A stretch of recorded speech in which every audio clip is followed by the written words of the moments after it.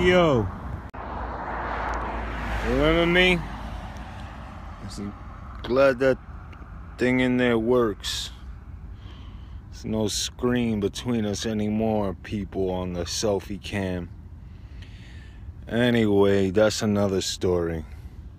The title of this scope, this broadcast is "Here's Why Plastic Bags Are a Problem."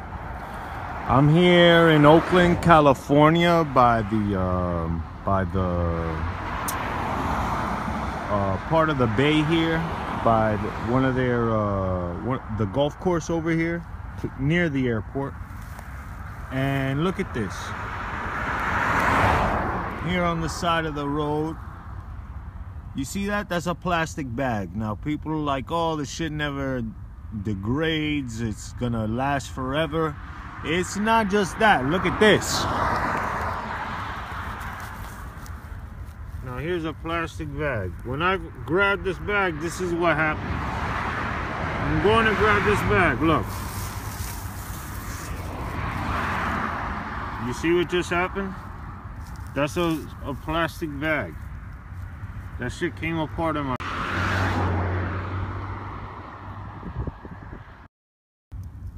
That shit came apart in my hand, and that is now the plastic bag, like. So just laying here by the side of the road. Now meanwhile, they talk about how those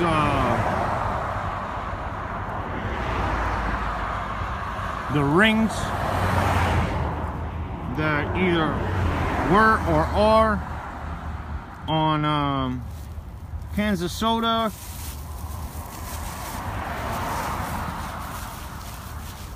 luckily the stuff on the bottom is a little more together, so I can kind of scoop it up. But you know, little pieces of plastic like this they find in fish that you and I buy in the store.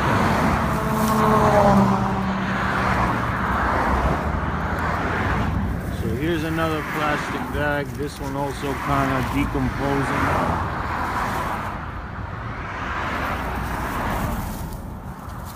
Now imagine how easy that is to... Can you pick something like that up on an x-ray? You know, I mean, if you get a cancer from one of these in your lung, are they gonna find it in the biopsy? You know, or are they just gonna say, eh? You know, they don't make them like they used to. That's why I say fuck out of here with that, you know?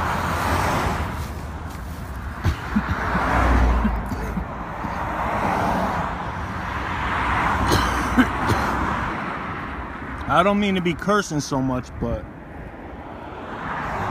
the danger in this is sort of, you know,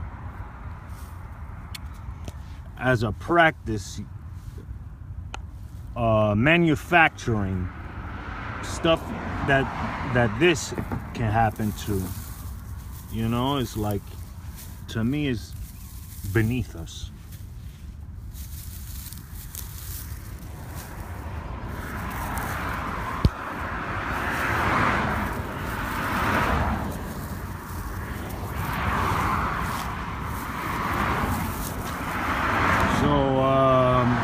You know, like word to the, you know, like word to the wise, or, you know, everybody out there, you know that this is like, you see all that shiny stuff? That's all was part of one big plastic bag. So...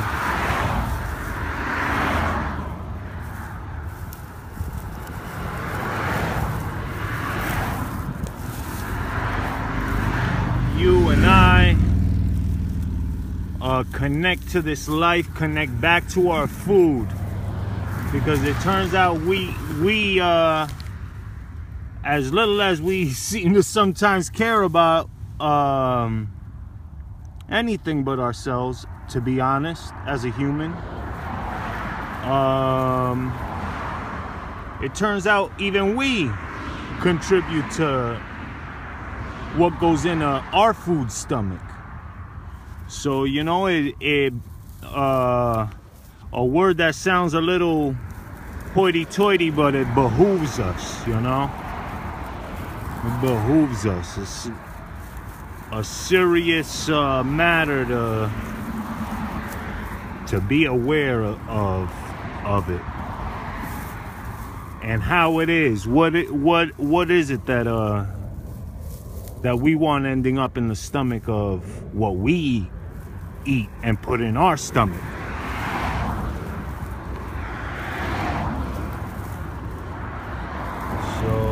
And this is why, you know, I told that story to someone because I was thinking about it, about telling it online in a video format like this.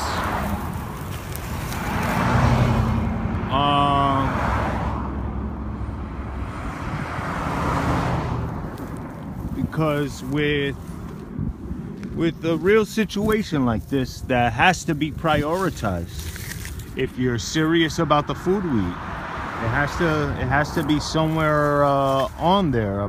I know that some cities have passed plastic bag bans. I don't know if it's right or wrong or whatever, anything like that. I see that though. I sure as hell see what the hell I just had my hand in, and it's still flecks of on my hand. So, you know,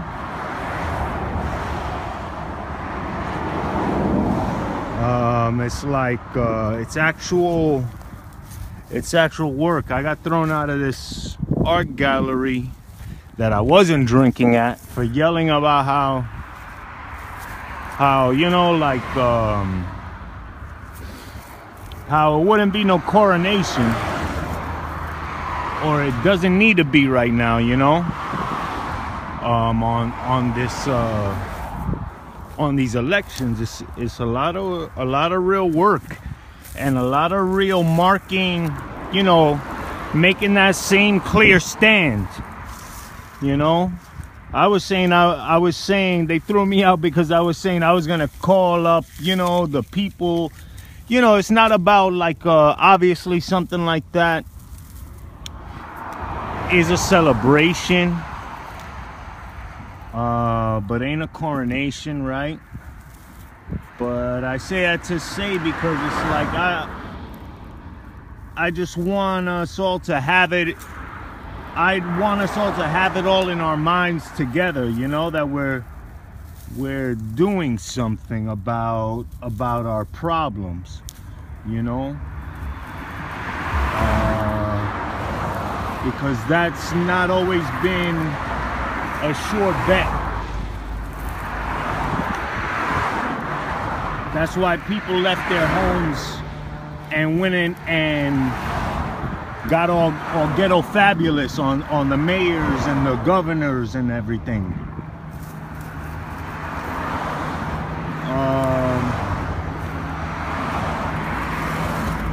And it's just really important. That's why I feel like this time leading up to this election has been so important, because no matter who's standing in front, it's like we've been building our ethics together. I believe we've been building our responsibility to each other. We've been building in ways that we're accountable to each other, to help the things that we know we want done to really be accomplished by us.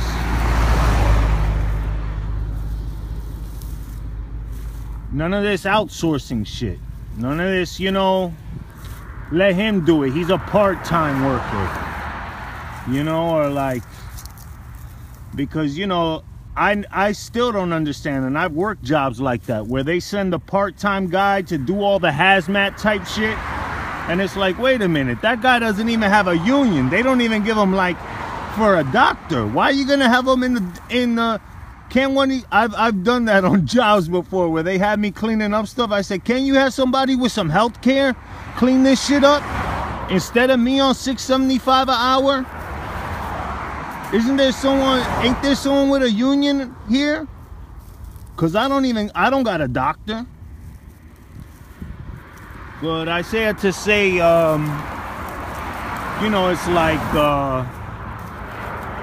it's about really, you know, to me, laying out that, you know what, people are looking at you now. Like, all that stuff that we grew up with in inner cities of, like, really monolithic, cold, unresponsive structures and social service programs and processing. That stuff is not good enough, because you can hurt as much as you want to help, or as much as you're there to help, you can just put someone further on edge, even if you give them money. So I say that to say,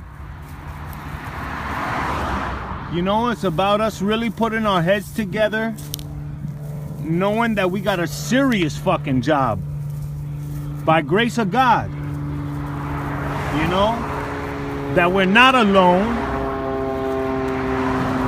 that no one's gonna be pulling us in a corner and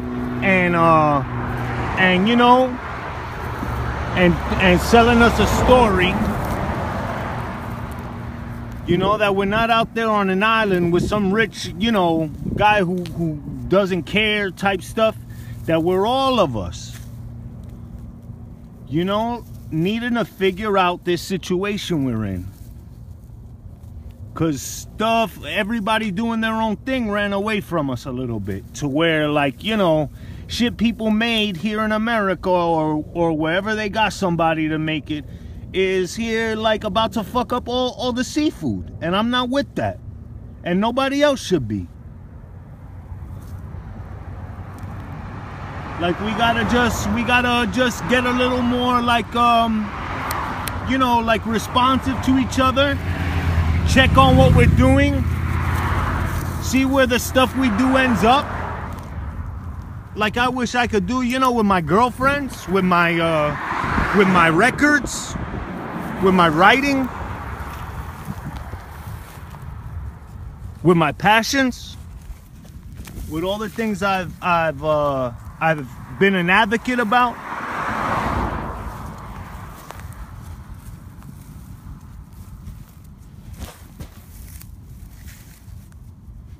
So, but we have to keep doing that. That's why I think that Riverwalker's job is such a great one that we ought to be creating and staffing with inner city people. Because not only might that, not only is likely whatever money you're getting affiliated with a federal enterprise or agency is going to be really good money, but beyond that, it's putting that money in a trouble spot. So if they're in a food desert, but when you go to the supermarkets, they're like, oh, well, ain't no money over there. Well, now there's money over there. So rather than, you know, point fingers and call them a bunch of industrialists and rah-rah-rah, we do something about it really constructive and really offer the opportunity for success to people in that business that may have been hesitant. And that's not being politically correct. That's being real, that people we're already overextended in a sense. So many of us, we're working ourselves to death, or have been, or whatever. You know, we got fucking people making pieces of fucking garbage Which, who the fuck, I mean, you know, really, like, think about it.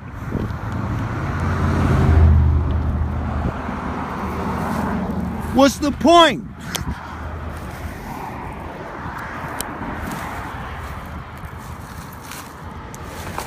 But I say that to say, you know, if we have more people that, you know, care in each other's direction a little bit, those little tugs have not just kept me out of a woman's bed for a good while, but also pull and tug people towards a little better decision making, like, you know.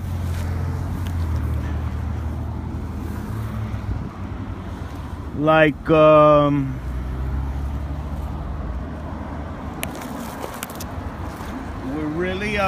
we really are imperfect. I really am imperfect. I really know that. I really know that about you all too. And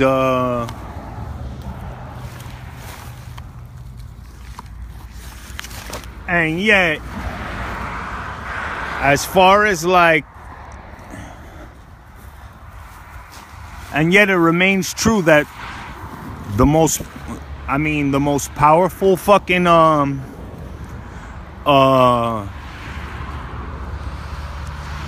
entity, the most powerful kind of blood and engine powers us, you know?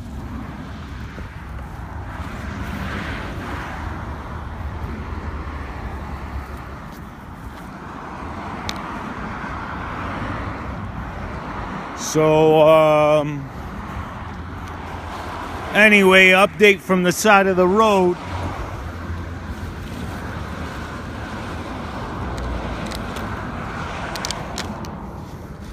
But we definitely, as far as that Riverwalker thing, then on top of that, the job they be doing is,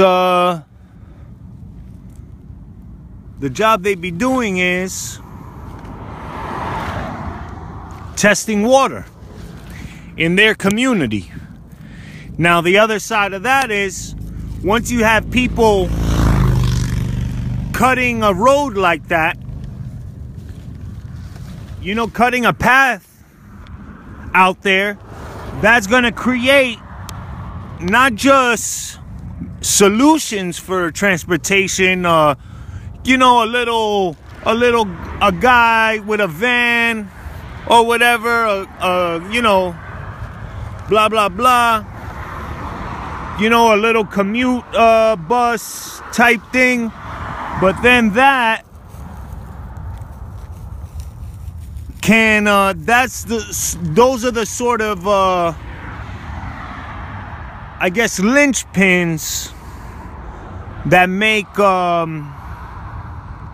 you know, new transit infrastructure a good investment, like and not just a good one, but like a necessary one, something that you all, you know, put people and buck up for and stuff and budget for. And that in itself is also creating a path back to a place that people from the inner city a lot of times know little about. Places like the thing the photo I tweeted recently, Cuyahoga State Park over in Ohio. Now, who knows? People probably go there, you know, make love, have babies, you know, smoke, eat, cook and stuff, but hike probably, swim even. But it's probably, you know, it might not have the kind of, you know, attendance that the movie theaters do, you know, like a lot of people from the inner city. So that starts to create a, you know, a real pathway to a healthier experience with nature.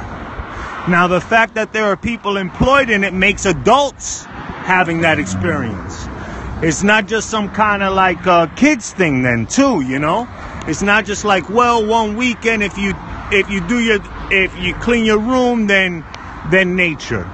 Then it's a thing of, well, we got to do this because it's too good for me, you know? Saturday and Sunday during the week, I come home and I could do stuff. During the weekend, I'm here and I don't even have the same energy as when I'm working. What is that about? Maybe it has, you know, anyway, I'm like inventing stories, but I say that to say that those are real experiences.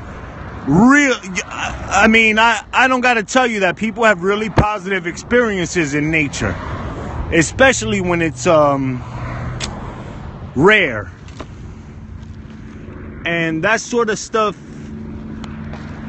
with all the better tools we have to be responsive and all the ways we're learning to get things done in like micro and micro funding, crowdfunding, sharing economies.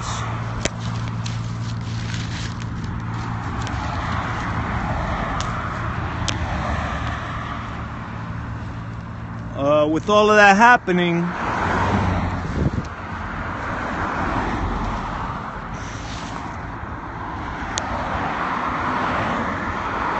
crowdfunding, I'm trying to think of where the hell I was going with what I was thinking. But with all of that,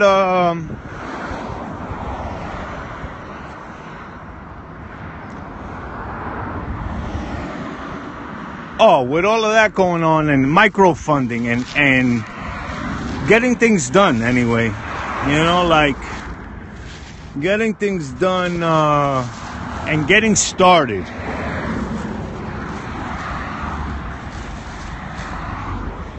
And getting up and running, you know? And, you know, it becomes,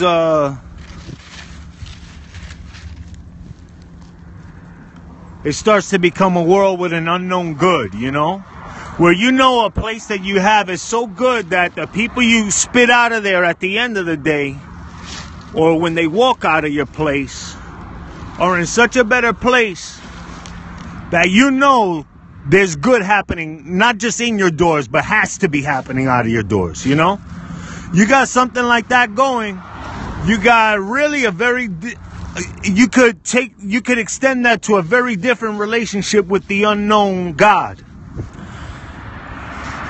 And to one's connections, perceptions, and beliefs about the unknown. Because there's evidence, you know? We're really a lot sharper and maybe more reasonable than we act. And just like crime can't stop until, you know, until you stop acting like you're trying to murder me or lock me up, really, and or ruin me. Until there's some real, like, respect. Just like, you know, a lot of these,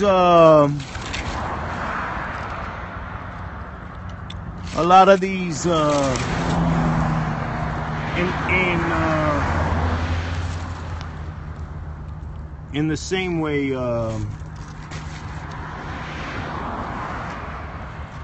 there's a place past, you know, like there's a place beyond the way we known of it having a be.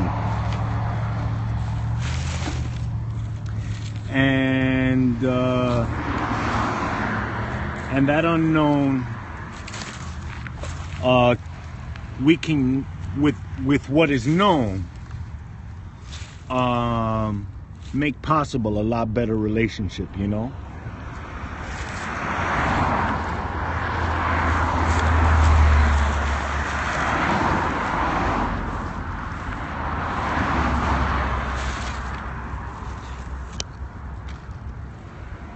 And that is a super important relationship to have good. Whoever gave you a heartbeat, you know? Don't you think?